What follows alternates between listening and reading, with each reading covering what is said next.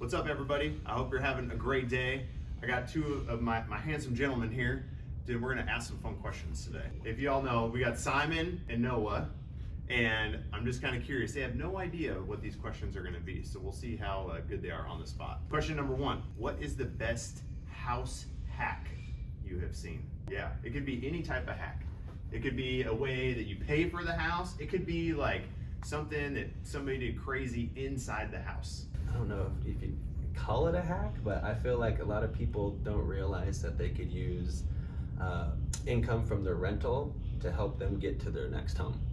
So they could use that income that they're getting from the tenant or whoever and put it towards their next home to help them get qualified. And that's something that I look forward to doing here in the future, and I don't think a lot of people know a ton about. So if you want to know more, let us know. Cool. Noah Pratt, how about you? This one personally for me is equity. You know, knowing what the equity you have in a home and being able to take that equity and purchase another home.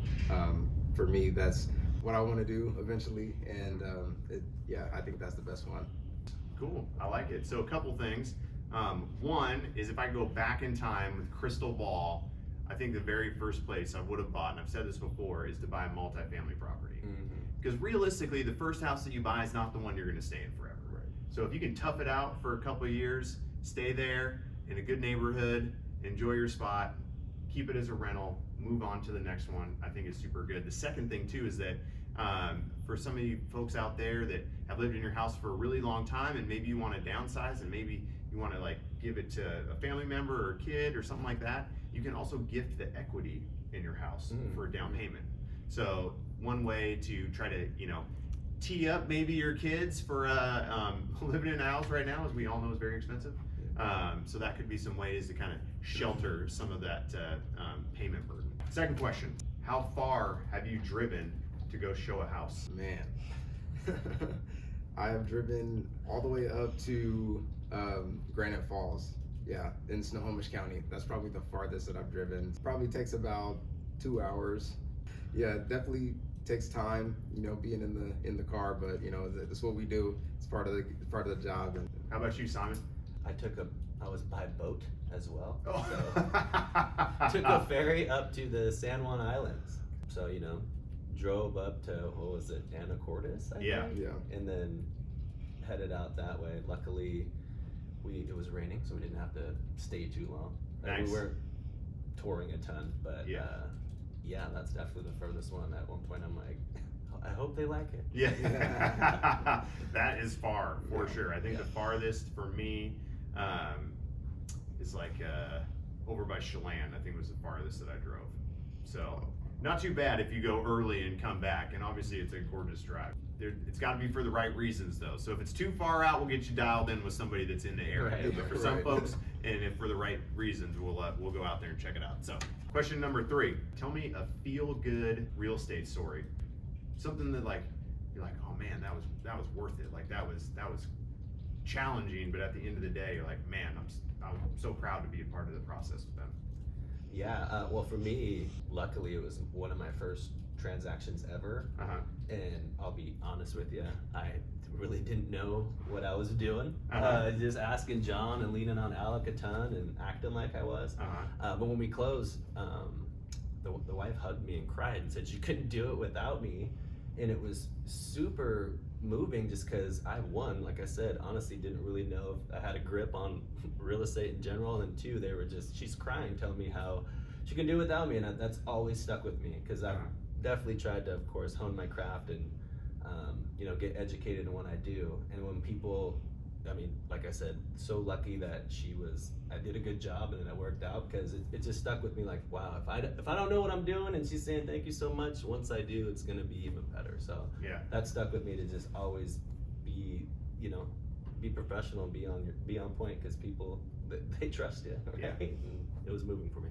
Absolutely, I like it. How about you, Noah? For me, it was actually a recent transaction, working with one of my cousins, and she lived in Vegas, making the move back up here to the Seattle area, where she was raised and everything, and new family. So got 2 little ones, 2 little boys, and it was just really good to like see her, all the joy that she had, and her and the kids, and Yeah, when you're doing it for family too, like it's a, it hits a little different. Yeah. It's a good one. Absolutely. It's cool because as we continue to help people years after year after year after year, one thing that I just love seeing is most of the time buying your first house is really tough. It's like, it's scary. Yeah. It's, you never made such a large commitment, for most of us to be able to do it. And to get yourself ready to do it takes a ton of work, right? Like you got to save the money, you got to get your credit right. You got to, figure out if you can actually be in this area that, you want to be in. And there's so much stuff behind the scenes. And then, once you're finally in, you take this deep breath and you're like, wow, like we're here. But that's just the beginning. Yeah. Right. And then 5 or 6, 7, 10 years later, call again, and there's kids, and the house is too small now, and they're looking for the next chapter. And being a part of the entire journey and seeing families grow together, and kids getting raised, and weddings, and it's just super cool to be involved with people like on such a personal level in life with them. So I just appreciate everybody that we've worked with and been able to help over the years. It's just, for us, it's a big deal. So I think, we get the honor to help people, every single day and go through it, and we live it.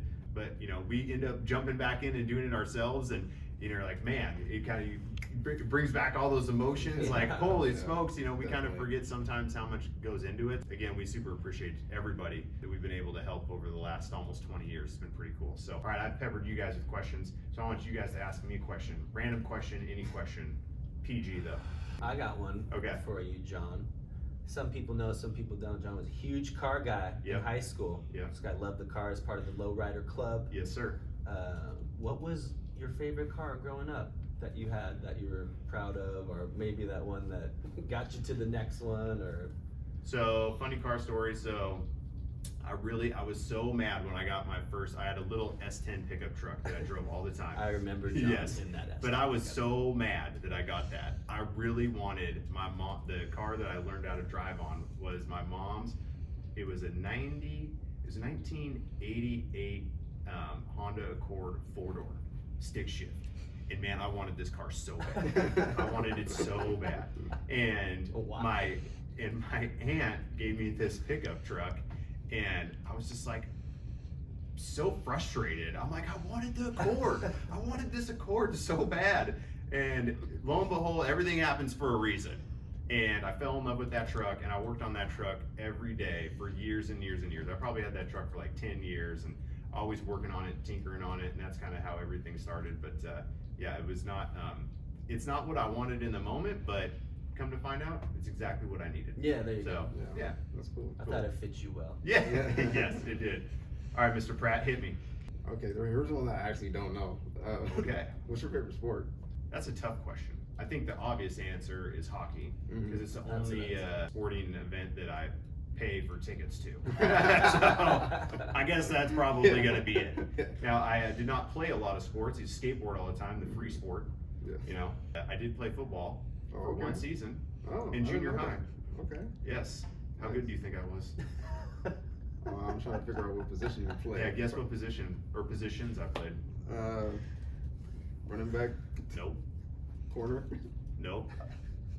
I know. So you probably played against each other. Yes. Simon probably did play against me, and he probably crushed me multiple times. So I was the quarterback, and I was also like on deep. So I had to play quarterback on offense, and I was like I don't even know the position. So I wasn't on the line, but I was like safety or something on the defense. So yeah, I was gonna go corner or safety or something like that. Yeah. Brutal. So I got tackled all the time when I was a quarterback, and I didn't tackle anybody when I was on defense. We won one game, and the only game that I do remember is playing at Olympic, and dude, we got routed so bad. I think I threw like 4 interceptions. So I blocked out that, so pick the skateboard back up, and like, I'm better at this. Yeah. It's one-man sport. But I take that back though. My favorite sport though is golf. Okay, yeah. So there we go. If you like checking all this out, having these fun conversations, you want to see more, make sure you hit the like and subscribe button to check out more fun things going on here on our team.